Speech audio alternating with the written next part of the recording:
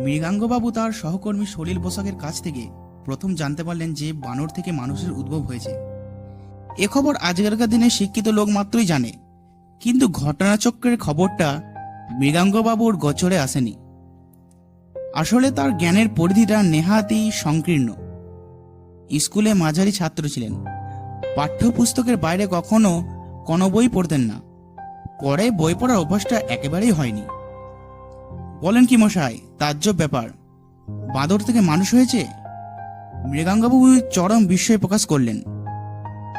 ঠিক তাই। লক্ষ লক্ষ বছর আগে মানুষ ছিল এক শ্রেণীর চতুষ্পদ বাঁদর। বাঁদর জাতটা অবশ্যই এখনো আছে, কিন্তু যে শ্রেণীর বাঁদর থেকে মানুষের উদ্ভব হয়েছে সে শ্রেণী লোপ পেয়ে গেছে, বললেন সলিলবাবু।